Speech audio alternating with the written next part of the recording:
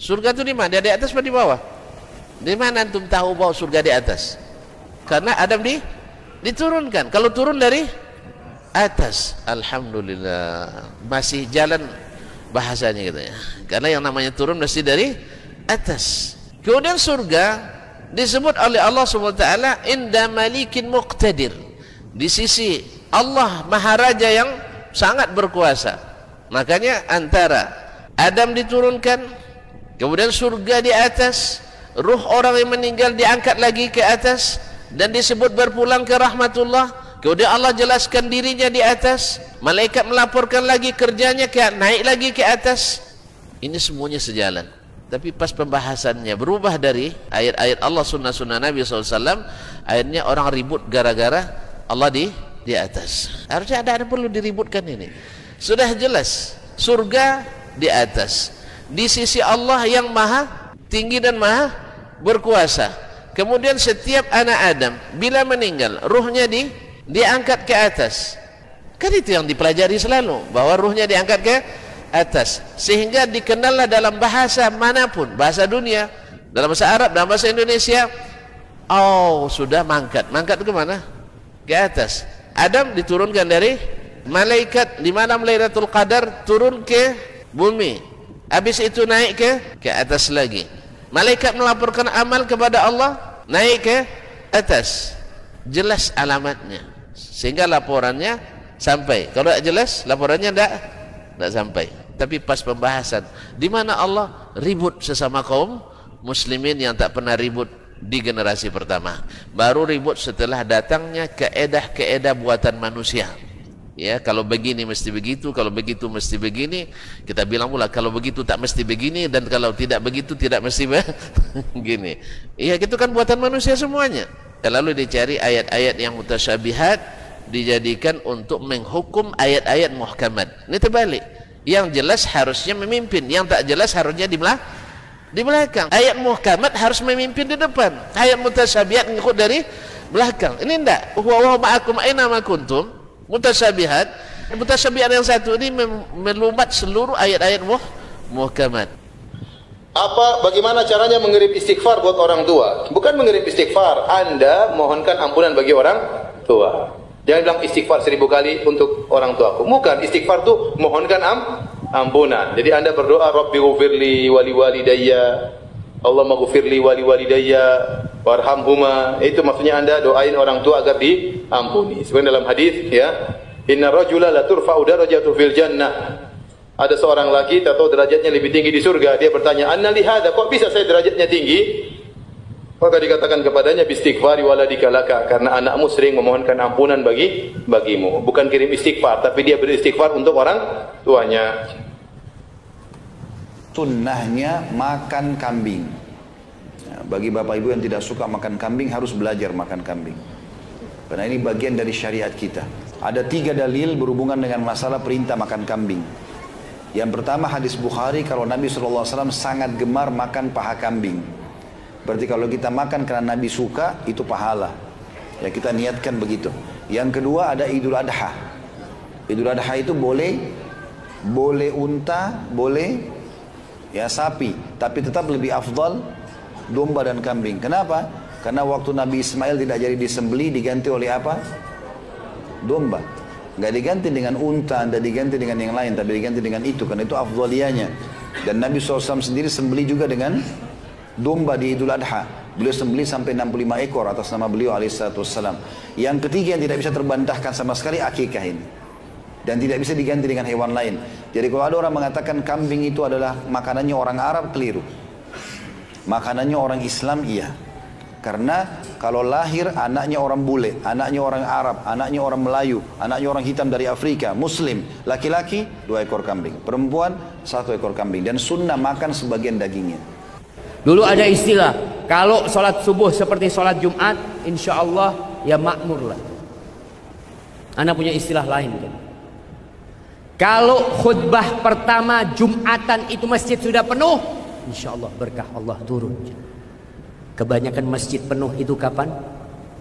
Khutbah kedua. Kemana mereka yang seharusnya mendengarkan nasihat dan petuah dari khatib? mereka malah sibuk dengan pekerjaannya. Sepekan sekali, sejumat sekali mendengarkan nasihat, nggak dengarkan juga. Antum harus ajak tuh teman-teman antum. Antum datang ke Jumatan, sampaikan, Mas, kalau khotib naik mimbar itu malaikat tutup buku, Mas. Antum nanti nggak dicatat. Ayo datang sekali. Ajak kepada ini sejumat sekali ke rumah Allah. Sebagian orang itu datang terakhir, pulang pertama. Kata haji wajib. Punya harta nggak wajib. Punya kebun nggak wajib. Punya mobil nggak wajib. Punya ruko nggak wajib, tapi haji wajib. Dia wajib untuk berangkat dengan istrinya, dengan orang tuanya, dengan anaknya. Untuk haji wajib. Wajib. Allah akan tanya nanti dari kiamat, kenapa dia belum haji? Kalau dia punya harta, kalau dia nggak mampu, ya mau dia katakan nggak apa-apa, nggak mampu. Tapi kalau dia mampu, ada yang dia jual untuk haji, tapi dia nggak jual untuk berangkat haji, akan ditanya dari kiamat oleh Allah Taala. Makanya orang-orang yang mampu haji tapi dia tidak haji, maka kata Umar bin Khattab radhiyallahu an, matinya seperti Yahudi atau Nasrani orang itu. Dia punya harta, mampu haji tapi dia nggak haji, maka matinya seperti Nasrani. Ya, seperti Yahudi atau Nasrani. Itu disebutkan oleh Al-Hafidz Ibnu Katsir ketika menafsirkan ayat dalam surah Al-Imran. Walillahi 'alan nasi hajjul baiti man istata'a ilaihi sabila wa man kafara fa innallaha ghaniyyun 'anil 'alamin. Kata Ibnu Katsir, riwayat ini sahih sampai kepada Umar bin Khattab radhiyallahu anhu. Makanya kalau kita punya harta, kita dahulukan untuk berangkat haji. Haji dulu. Wajib ini. Ini rukun Islam. Ada orang pernah tanya, Ustaz, gimana Ustaz? Saya belum punya rumah, saya masih ngontrak. Saya beli rumah dulu atau haji? Haji. Rumah bisa kita ngontrak. Apakah kita ngontrak terus? Gak ada masalah kita jadi kontraktor. Gak ada masalah.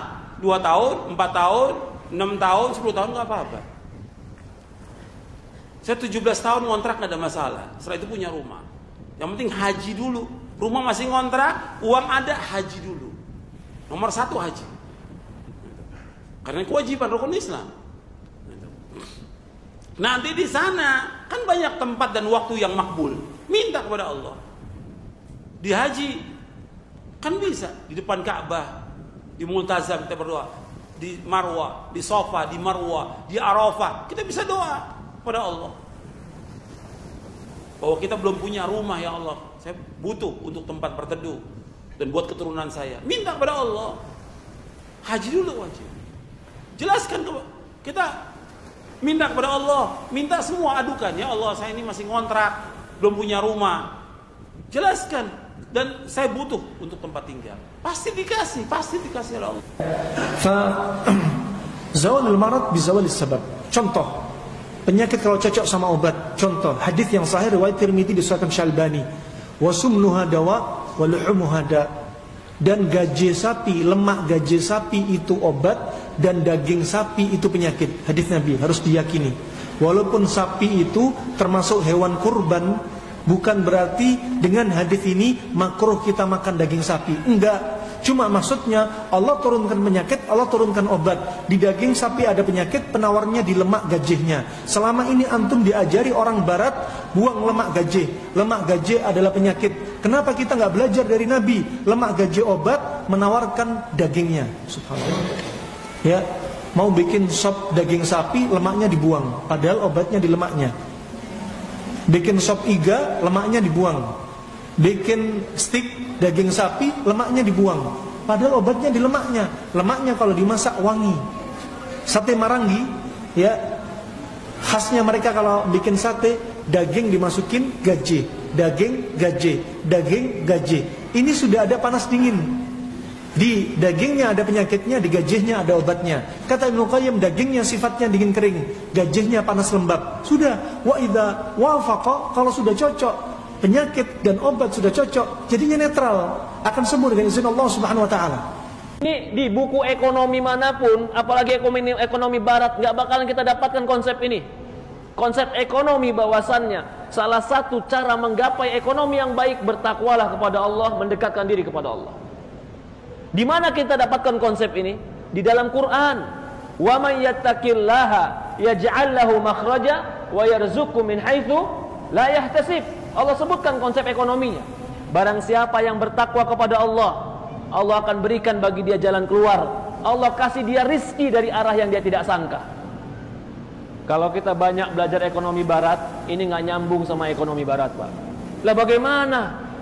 Apa hubungannya takwa dengan rizki? Bahkan bagi orang beriman, ketakwaan ini merupakan ikhtiar yang lebih harus kita besarkan dibanding ikhtiar kita dengan tenaga, ikhtiar kita dengan modal, ikhtiar kita dengan relasi, ikhtiar kita dengan dagang. Itu semua ikhtiar, kita nggak tutup mata, itu penting. Tapi kalau ditanya mana yang lebih besar ikhtiarnya, ikhtiar dagang atau ikhtiar takwa, maka jawabannya orang beriman, ikhtiar takwa lah yang paling besar.